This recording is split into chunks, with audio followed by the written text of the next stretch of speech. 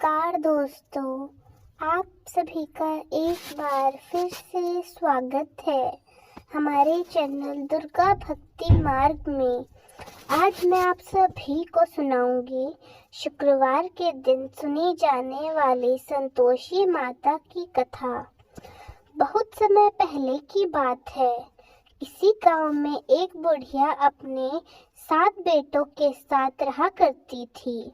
बुढ़िया के 6 बेटे तो कमाने वाले थे और एक निकम्मा था। बुढ़िया अपने 6 बेटों के लिए बहुत प्रेम से भोजन बनाती और उसे भोजन कराती थी। जो भी बचा कुचा झूठा बचता उसको अपने 7वें बेटे को दे देती थी। बेटा बहुत ही भोला भाला था। उसे अपनी माँ के इस काम का पता नहीं चलता। एक दिन वह अपनी पत्नी से बोला, देखो मेरी माँ मुझसे कितना प्रेम करती है। तो उसकी पत्नी ने कहा, क्यों नहीं, इसलिए तो सब बचा कुचा झूठा तुम्हें ही खिलाती है। वह बोला, यह तुम क्या कर रही हो, ऐसा हो नहीं सकता। जब तक मैं अपने आंखों से ना देख लूं मैं इस बात पर विश्वास नहीं करूंगा।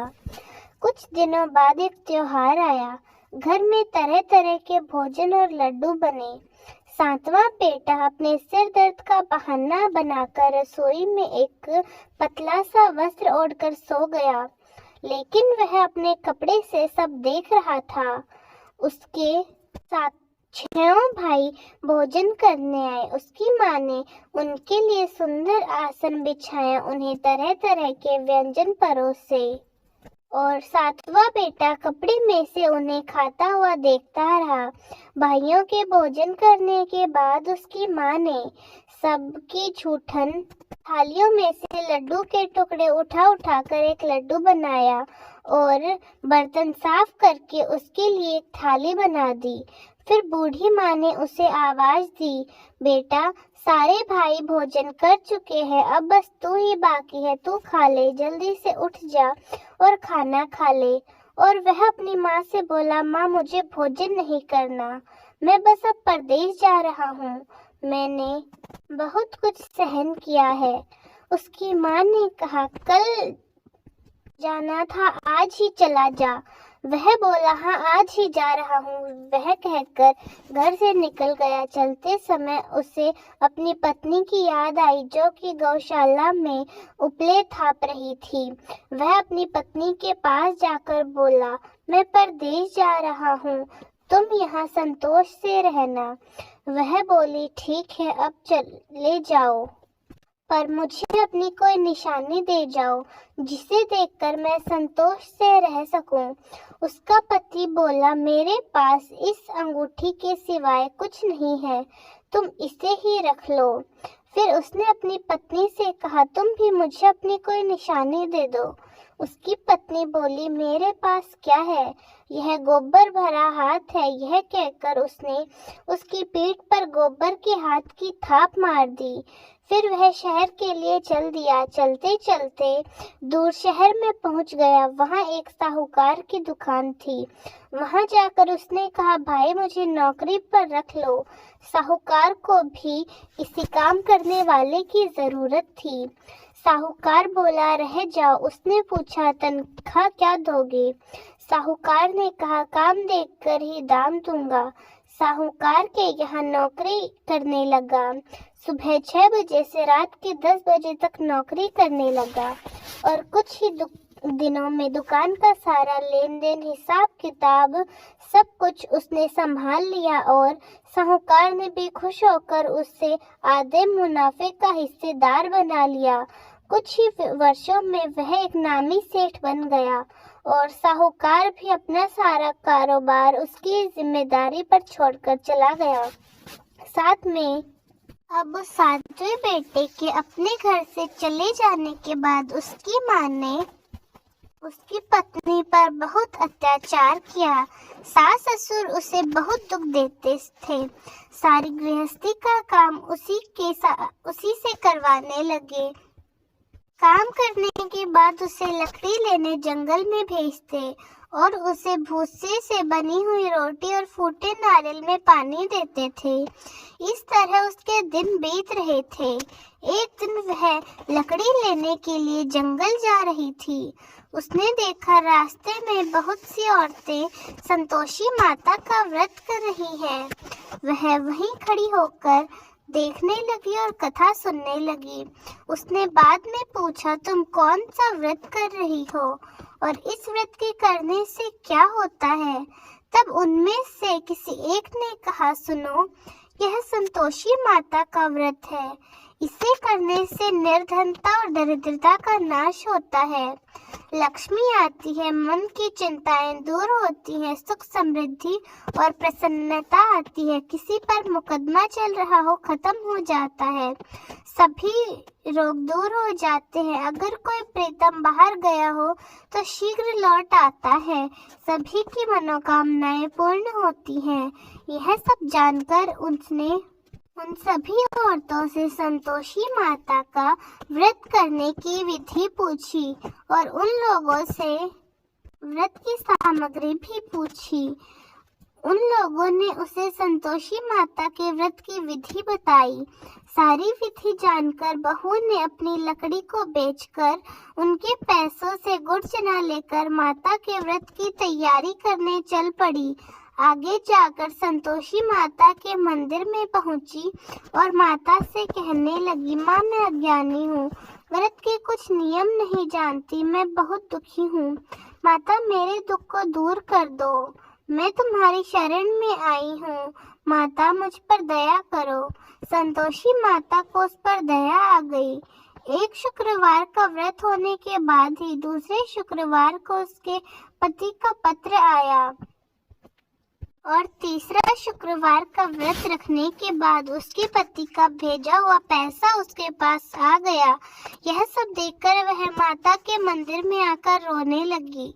उसने माता से कहा, माँ, मैं पैसे नहीं चाहती, मैं तो अपने पति के दर्शन मांगती हूँ। तब माता ने प्रसन्न होकर कहा, जा बेटी, तेरा पति घर आएगा। यह सुनकर वह बहुत खुश हो गई और घर जाकर अपना काम करने लगी।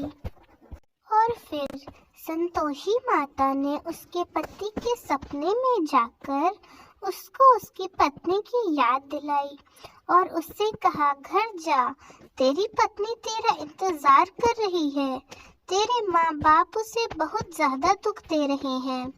वह बोला, लेकिन अब मैं घर कैसे जाऊं?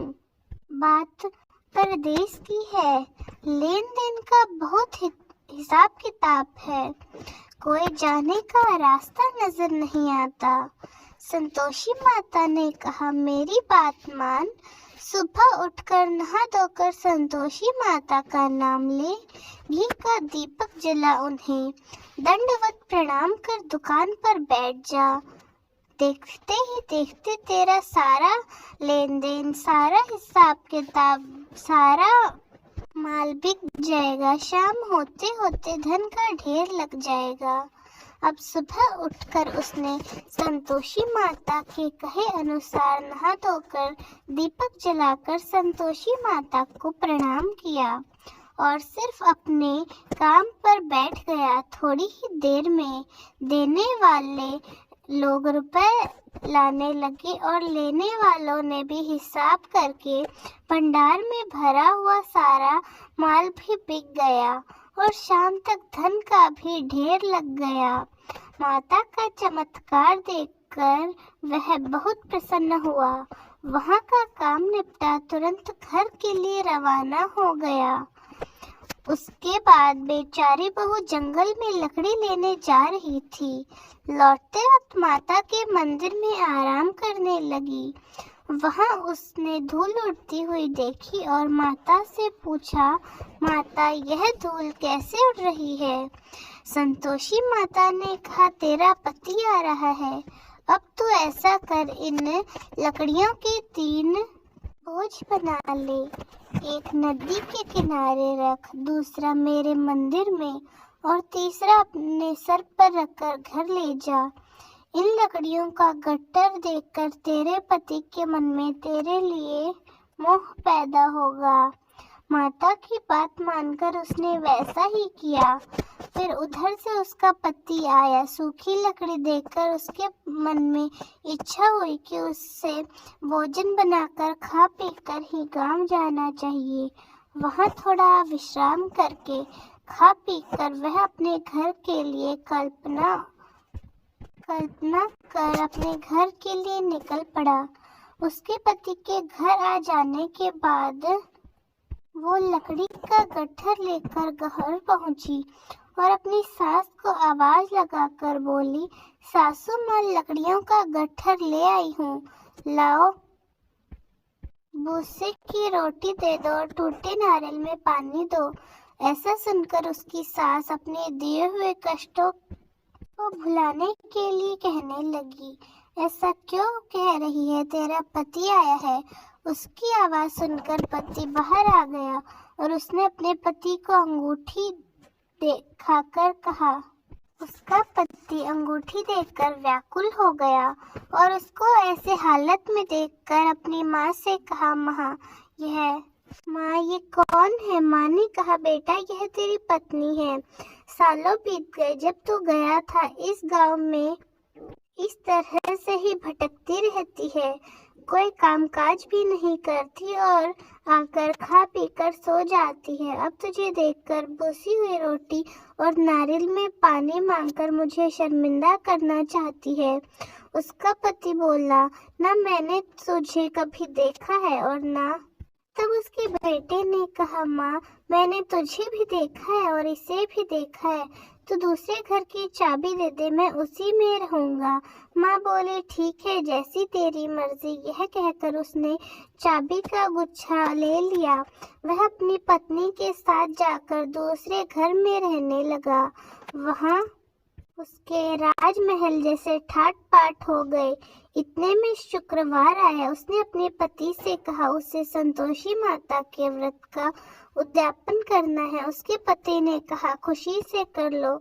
वह उद्यापन की तैयारी करने लगी और जेठानी के लड़कों को भोजन के लिए कहने चली गई। जेठानी ने अपने बच्चों से कहा, भोजन करते समय खटाई मांग लेना, जिससे उसका उद्यापन पूरा ना हो पाए। लड़के खाना खाने आए और फिर अपने माँ के कहे अनुसार कहने लगे, हमें खटाई दो, हमें खटाई दो।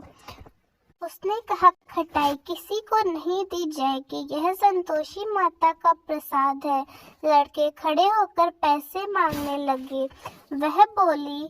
वह बोली थी कुछ नहीं जानती थी। उसने पैसे दे दिए और लड़के जाकर उन पैसों से इमली खा लिए और यह देखकर संतोषी माता क्रोधित हो गई और राजा के दूत आए, उसके पति को पकड़कर ले गए। यह देखकर जेठानियां कहने लगी, लगता है लूट का धन इकट्ठा करके लाया था, अब सबको मालूम पड़ जाएगा और जेल में मर जाएगा। यह सब उसके पति ने सुना। उसकी पत्नी ने सुना। वे यह सब सुन नहीं पाई और रोती रोती संतोषी माता के मंदिर में गई। उसने कहा, माँ अपने भक्तों को कब से रुलाने लगी। माता बोली, बेटी तूने उद्यापन करके मेरा व्रत भंग किया, इतनी जल्दी तूने सारी बातें भुला दी। माता ने कहा, तुम्हें उन लड़कों को पैसे नहीं देने चाहिए थे। उसने माता से क्षमा मांगी और कहा, माँ मैं फिर से उद्यापन करूंगी। माँ बोली, ठीक है, जा, तेरा पति तुझे रास्ते में आता मिलेगा। जो मंदिर से निकली तो उसने देखा रास्ते में उसका पति आ रहा है। वह घर आ गई। शुक्रवार आया। उसने माता को उद्यापन करने का कहा। उसके पति ने कहा, खुशी से करो। फिर से वह लड़कों को भोजन के लिए कहने लगी। जेठानी ने एक तो उसको बातें सुनाई और सब लड़कों को सिखाया कि पहले की तरह ही खटाई मांगना। लड़के भोजन से पहले ही कहने लगे कि हमें खटाई खानी है, हमें तो कुछ खट्टा खाना है। वह बोली, खटाई को किसी को नहीं मिलेगी, आना है तो आओ, नहीं तो मैं किसी ब्राह्मण के लड़के को लाकर भोजन करा दूंगी। उसने इस पर दक्षिणा की जगह उन्हें एक एक फल दे दिया। यह देखकर संतोषी माता बहुत प्रसन्न हुई। माता की कृपा से उसे 9वें महीने चंद्रमा के समान सुंदर पुत्र प्राप्त हुआ। पुत्र को पाकर प्रतिदिन माता जी के मंदिर जाने लगी। माँ ने सोचा यह मेरे मंदिर हर रोज आती है, क्यों ना मैं आज इसके घर चलूं। माता ने एक भयानक रूप बनाया, गुड़ चने से सने हुए मुंह, बड़े बड़े होठ जिन पर मक्खियां भिनभिना रही थी। माता के अंदर पैर रखते ही उसकी सास चिल्लाई, देखो कौन चुड़ैल डायन आ रही है, इससे भगाओ नहीं तो यह किसी को खा जाएगी। उसके लड़के चिल्लाकर खिड़की बंद करने लगे, लेकिन बहू सब देख रही थी। माता को देखते ही वह बहू दौड़ती हुई आई और बोली, आज मेरी माता जी घर आई हैं। और वह अपनी सास से बोली, माँ मैं जिन माता का व्रत करती हूँ वे यही है, संतोषी माता। इतना कहकर उसने झट से सारे किवाड़ खोल दिए और माता के चरण पकड़ लिए और उनसे विनती करने लगी, माँ हम सभी मूर्ख और अज्ञानी हैं, तुम्हारे व्रत की विधि हम नहीं जानते। व्रत भंग करके हमने बहुत बड़ा अपराध किया है। आप तो जगत की माता है, हमसे प्रसन्न होकर हमारे अपराध को क्षमा करो। माता ने सभी को क्षमा कर दिया। यह भी संतोषी माता का। तो दोस्तों ये थी संतोषी माता की कथा। कैसी लगी आप सभी को हमारी आज की कथा? कमेंट्स में जरूर बताएं। धन्यवाद।